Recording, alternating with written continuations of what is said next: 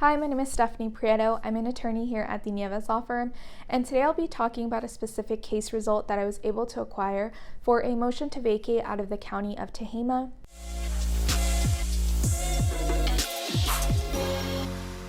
In this instance, the specific facts of the case were that our client had taken a plea deal and resolved his matter for a 288, which is a lewd and lascivious act with a child. The issue is that this client was not thoroughly informed of the effects that this conviction would have on his immigration status.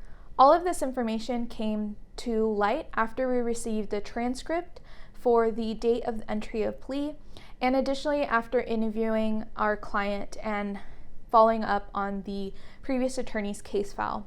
We found that there were deficiencies in his representation, and therefore he could not thoroughly understand the consequences and could not thoroughly determine whether this plea and resolution was appropriate for him, given that he would be denied naturalization, he would be deported, and he would possibly never be allowed back into this country. Those three things were never specifically explained to this client, and therefore under motion to vacate law, which is a 1016.5 argument and a 1473.7 argument, we were able to allege to the court and to show to the DA's office that this was a matter in which our client was not properly advised. So my approach in this case was, of course, to just get the motion to vacate granted.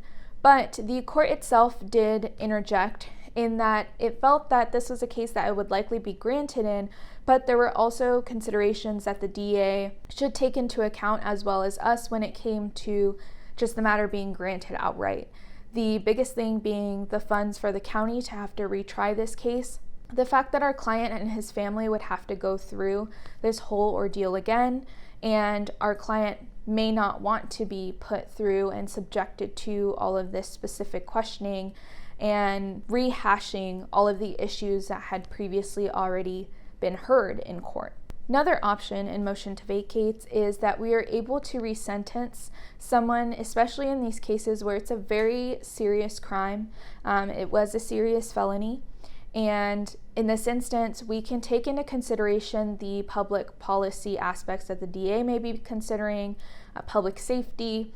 Additionally, we can look to our client's immigration attorney to help and guide us through what may be a reasonable resolution that would not result in denial of naturalization, that will allow him to still fight for his ability to obtain status in this country, and something that would result in the cancellation of deportation in his case. And that's exactly what we did. We found a immigration safe resolution, which was something that should have been presented at the time of his plea.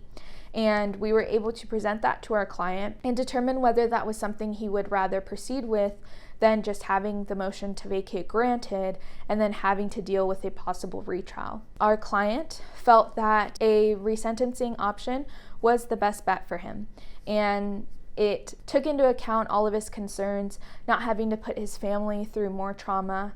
So in this instance, we were able to just have him resentenced, and that meant that this matter would be closed out. He would be resentenced to something that was immigration safe, and he was able to cancel his deportation proceedings. This client had been held without bail in an ICE facility, and as soon as we obtained this resolution, he was able to get out the next day as a result of this resentencing. And this was a very special thing for him and his family after everything that he had been through. A motion to vacate was able to get him that freedom that he needed to go back home with his family.